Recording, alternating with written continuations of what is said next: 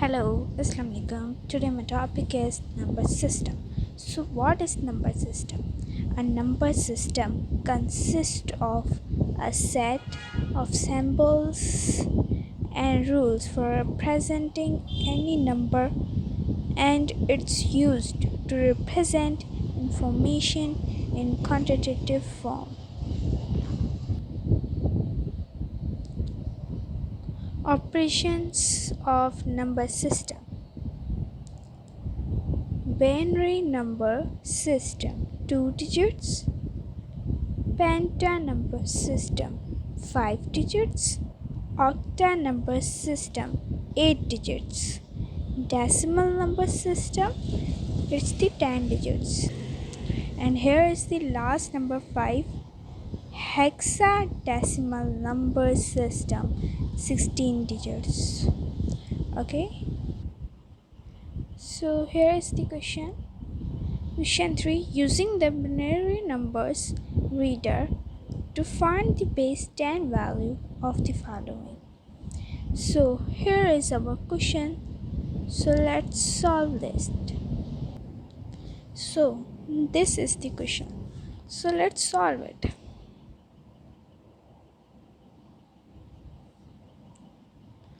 सबसे पहले देखें, यहाँ पर मैंने सॉल्यूशन लिखा। ओके, इसके बाद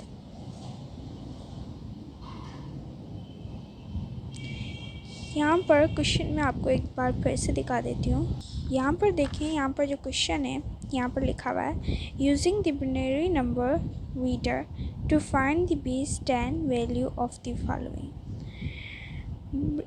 बिनरी जो नंबर होता है ये बेस किसकी होती है? 2 की होती है। सही है। अब ये 2 की बेस जो है ये हमें दी गई है। सही है। और अब हमें ये 2 की बेस है, तो हमें 10 की बेस जो है वो उसकी वैल्यू जो है फाइंड करनी है, क्योंकि बिनरी नंबर रीडर यहाँ पर हमें दिया हुआ है, इसकी ये वैल्यू है। सही है। अब चलो सॉल्व करते हैं। मैंने कहा ये आपको बता दूं कि बिनरी नंबर जो होते हैं उनकी बेस 2 के बराबर होती है। ये मैंने अभी आपको टेबल दिखाया था। ये देखिए, बिनरी नंबर 2 डिजिट्स। और ये जो बिनरी नंबर सिस्टम होते हैं ना, ये टू डिजिट्स के होते हैं। इसकी 2 बेस होती है और डिजिट इसमें यूज़ सिर्फ 0 और 1 होते हैं। ये लेस होता है 2 से, पर आप अगर इसको काउंट करें तो ये बराबर भी 2 के ही होता है। देखें, ये 2 से छोटा है और ये 1 2 डिजिट्स, जैसा कि बेस में दिया हुआ है वैसे ही डिजिट्स यूज़ होंगे। उम्मीद है आपको समझ आ गया होगा। अब यहाँ पर हम सॉल्व करते हैं। यहाँ पर हमें बिनरी नंबर दिए हैं। अब वो कौन से हैं? ये हैं हमारे।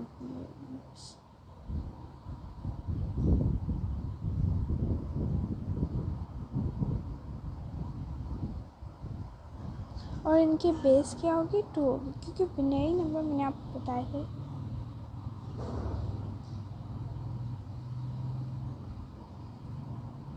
इनकी बेस भी 2 होती है और डिजिट्स भी 2 होते हैं।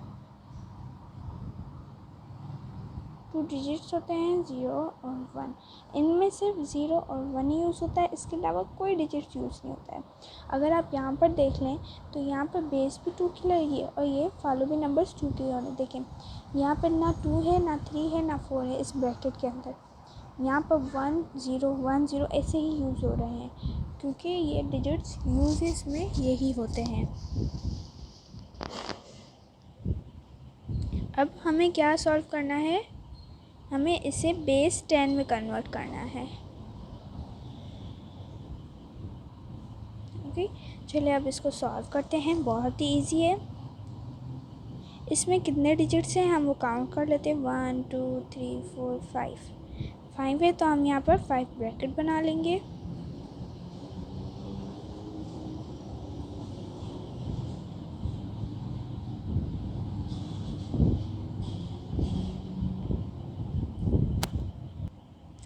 ये देखिए, मैंने 5 ब्रैकेट बना लिया। 1 2 3 4 5 से ये अब हम बारी बारी से यहाँ पर नंबर डालते जाएंगे। पहले यहाँ पर नंबर है 1, मैंने यहाँ पर 1 डाल दिया। उसके बाद फिर से 1, उसके बाद है यहाँ पर 0, उसके बाद 1, उसके बाद 1। यहाँ पर 11011 था, यहाँ पर मैंने 1 1 0 फिर 1 1 अलग अलग ब्रैकेट में मैंने इन्हें खोल कर रख दिया। अब यहाँ पर मैं इनको मल्टीप्लाई करूँगी।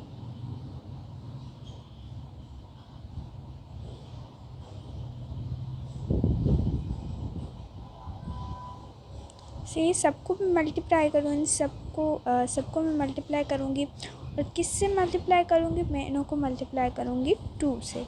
क्यों? क्योंकि इस पूरे नंबर की जो है वो बेस ही 2 थी, इसलिए मैं इसको 2 से मल्टीप्लाई कर दूँगी सबको।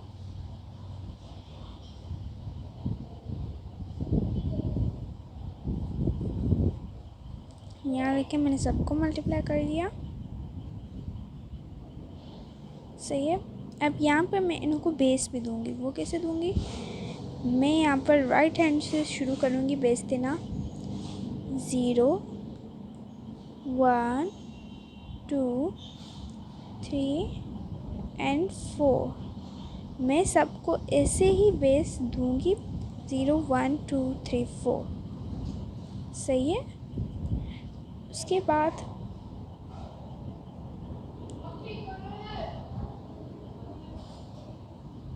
हम अब इसको खोलकर तरतीब से लिखेंगे। तरतीब से कैसे लिखेंगे? इसलिए तरतीब से लिखेंगे ताकि ये मल्टीप्लिकेशन करने में आसानी हो। और देखें, जिसके ऊपर बेस लगती है वो उतने टाइम से ही मल्टीप्लाई किया जाता है। 1 के ऊपर कोई बेस नहीं थी, इसलिए मैंने 1 सिंगल लिखा। और अगर 2 के ऊपर 4 बेस है तो मैं 2 को 4 दफ़ा मल्टीप्लाई करूँगी।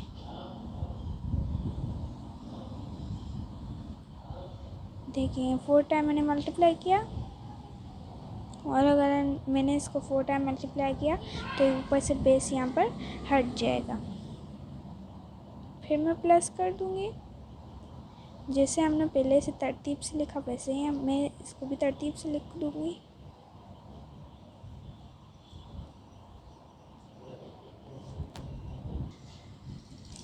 सही है। देखिए यहाँ पर 4 बेस थी तो मैंने इसको 4 दफ़ा मल्टीप्लाई किया। यहाँ पर 3 बेस थी तो मैंने इस 2 को 3 दफ़ा मल्टीप्लाई किया और ऊपर से बेस हट गई। फिर मैंने प्लस करके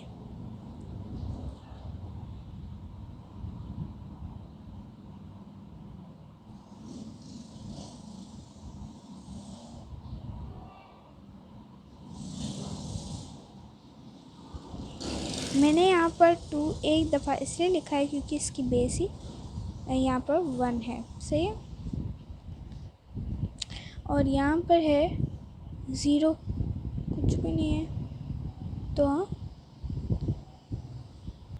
अच्छा, यहाँ पर मुझे एक इम्पॉर्टेंट बात बतानी थी कि जिसकी बेस 0 हो ना वो 1 के इक्वल होता है। जैसे कि यहाँ पर है 1 मल्टीप्लाई बाय 2, 0 जो है इसकी बेस है। तो ये जो 2 है ये इसमें 1 में बदल जाएगा। अगर यहाँ पर 555 वैल्यू होती और इसके ऊपर बेस जो होती वो 0 की होती तो ये पूरा का पूरा डिजिट 1 में बदल जाता। सेम, भले कितना भी बड़ा डिजिट हो उसके ऊपर अगर 0 बेस आ गया तो वो 1 में चेंज हो जाएगा। तो यहाँ पर 2 है तो 2 भी 1 में ही चेंज हो गया। इसलिए हम यहाँ पर लिख देंगे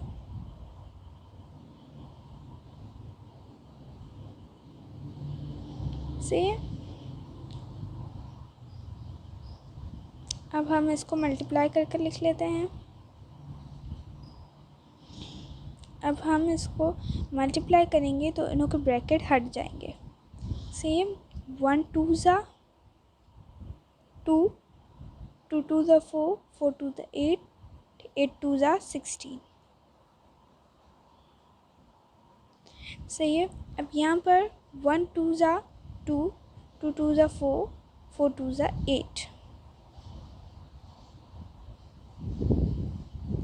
और यहाँ पर 0 2 ज़ा, अच्छा ये भी मैं आपको बता दूँ, जो 0 भले किसी भी नंबर से मल्टीप्लाई हो उसका आंसर ज़ीरो ही आता है।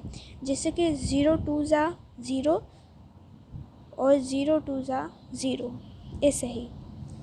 अगर हम यहाँ पर सिंपल मल्टीप्लिकेशन भी कर लें,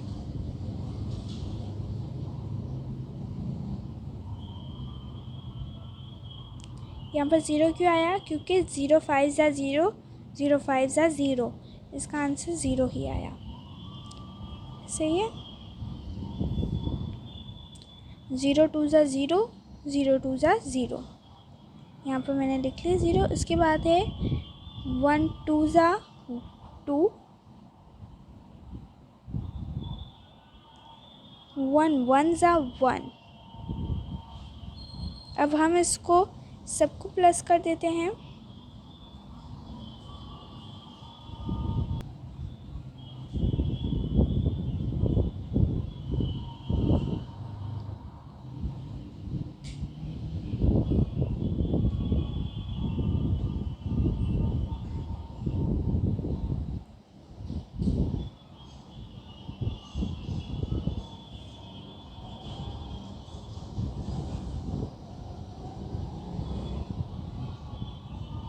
देखिए यहाँ पर 24 हमारा आंसर आया। इन दोनों प्लस करने के बाद 24, उसमें ज़ीरो तो कोई वैल्यू ही नहीं है, इसलिए हम 2 को प्लस करेंगे 24 में। अब हमने 2 को प्लस कर दिया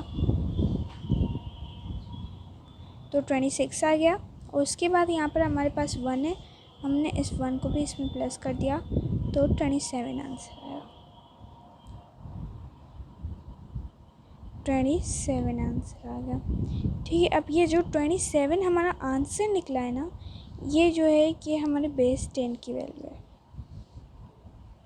ठीक है, अब हम इसको चेक कर लेते हैं एक बार कि ये सही निकला है आंसर या गलत निकला है। इसको चेक कैसे करेंगे, ये भी बहुत ही ईजी है। चलो मैं बताती हूँ। यहाँ पर चेक हम एलसीएम के थ्रू करेंगे।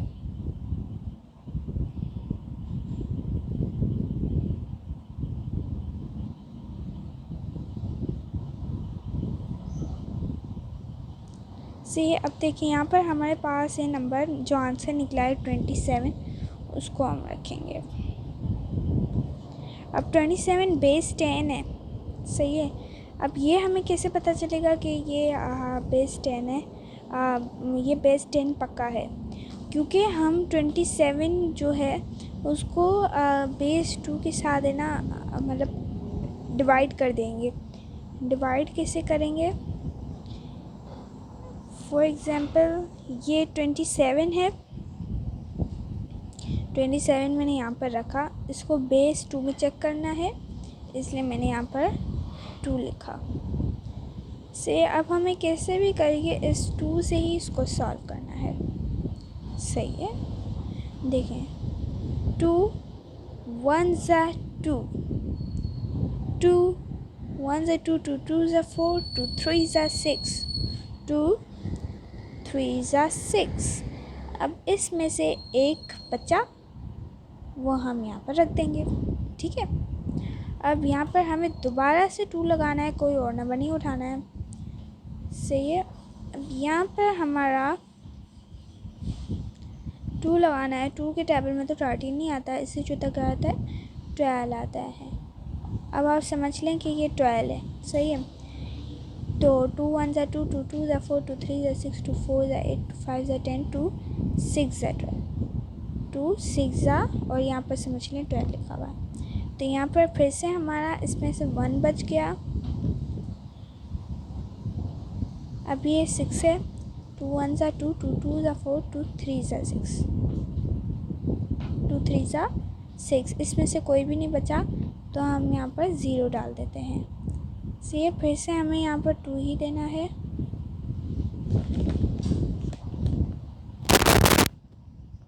सही है। यहाँ पर हमने 2 दिया फिर से,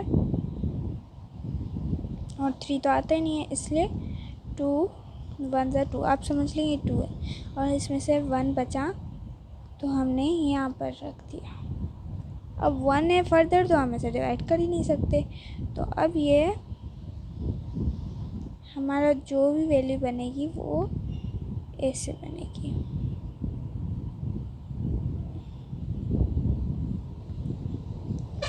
कैसे बनेगी देखें, यहाँ पर जो है ये 1 लिखा हुआ है, फिर 1, फिर 0, फिर 1 और 1। और हमने किससे डिवाइड किया था? 2 बेस से। 2 बेस से हमने डिवाइड किया था। क्यों डिवाइड किया था हमने इसे? इसलिए डिवाइड किया था कि हमें कंफर्म करना था कि ये 27 जो है ये बेस 10 है। से ये कंफर्म हो गया। देखें, हमें जो यहाँ पर मिली हुई थी बेस 2 की, वो 11011 थी से, और हमारा आंसर भी 11011 निकला है। और ये बेस 2 का है, ये पूरा 2 से ही सॉल्व हुआ है।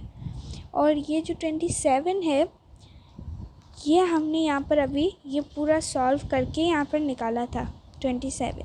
इसकी जो बेस थी 10 निकली थी, क्योंकि हम 10 सॉल्व करनी थी, इसलिए मैंने 10 लिखी थी। और यहाँ पर हमने पहले ही यहाँ पर सॉल्यूशन में 10 लिख दी थी क्वेश्चन मार्क लगा कर। और हमने चेक किया था, माशाल्लाह से ये देखिए हमारा आंसर भी सेम आया है। सही है। अब